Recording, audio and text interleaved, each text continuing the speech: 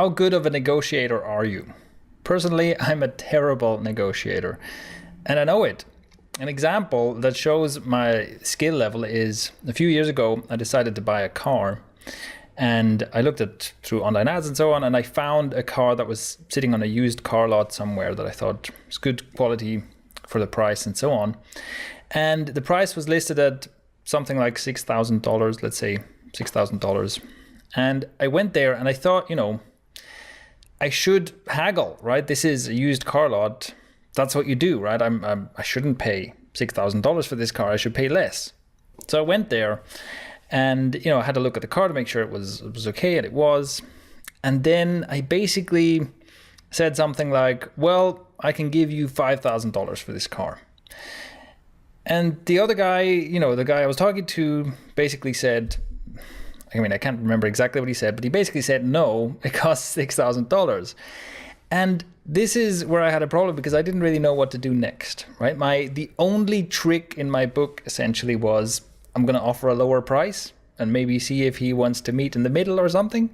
But then when he just says, no, listen, this costs $6,000, that's it. I had no step two. I didn't know what to do. I ended up paying full price for that car. And so it's definitely something I need help with. Negotiation, something I need help with. So enter this book that I read, which is Never Split the Difference by Voss. This book is written by a guy who's an ex-hostage negotiator for the FBI, and there's two parts to it. On the one hand, we've woven through the book are various stories of these hostage negotiation situations that he's been in. And even just for that, I think the book is worth reading. These stories are entertaining and interesting, and it's the kind of stuff you don't often read about. So just these stories are really cool, but also all of these stories are then deconstructed to talk about different elements of, what they did to make this negotiation work. And there's examples of great outcomes as well as examples of bad outcomes and what they learned from those. So that's a very interesting kind of scenario for the book or foundation for this book. It isn't made for people who want to do hostage negotiations. It's made for people who want to be better at, everyday negotiations, whether it's negotiating a rental contract or buying a secondhand car or, whatever, negotiating a bedtime with your kids or negotiating for a raise, promotions, all this kind of stuff. Actually, when you think about it, negotiation is something that comes up quite often, not maybe on a daily basis, but it also seems to me that it's one of those skills that gives you massive leverage because it comes up often enough that if you are good at negotiating, it gives you an edge. I think it's one of those skills that nobody ever tells you about. It's certainly something you don't learn about in school, at least not where I went to school. And kind of nobody ever brings it up, but it turns out to be one of these super valuable life skills.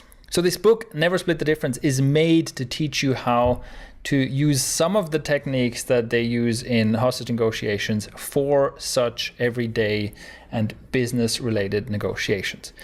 And will this book help you acquire this life skill of negotiating? I think so. The caveat I have to provide here is that I am naive to this topic. This is the first book I've ever read about negotiation. So, I don't know this field. I don't know other works in this field, and I can't really compare it to anything. What I can say is that it is very, very practical. And that's the second part of the book. So you always encounter these stories in the book about some hostage negotiation situation, and then it is deconstructed and you get these very specific lessons. Down to the exact words you can use. And it is very, very practical. You can go out and you can prepare for your next negotiation based on the exact instructions you get in this book. So it is definitely not just, war stories and kind of vague concepts. It's very, very practical. It also seems to me that this is pretty advanced, meaning that it doesn't necessarily start at an advanced level. So for someone like me who's basically clueless, this is still useful, but it goes into some pretty advanced stuff. It goes into things like how to plan and prepare a negotiation and analyze what you hear, even with a team of people, to find what he calls the black swans, which are the unknown unknowns that can make a huge difference to a negotiation. And so that's just an example of, like, by the end of the book, that's the kind of stuff we're talking about. So it doesn't just remain on a surface level. Something that pleasantly surprised me about Never Split the Difference is that it is not at all about the kind of thing that you might envision when you think about business negotiations, which is, this kind of person who's fast talking, overly confident.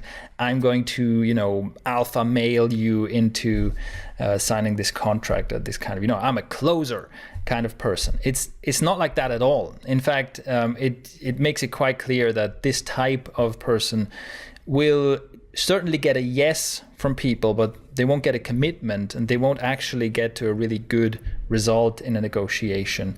They might get a non-committal yes, just so, to get rid of that person. You can say, yeah, sure, yeah, sure, we'll make this deal. Now leave me alone.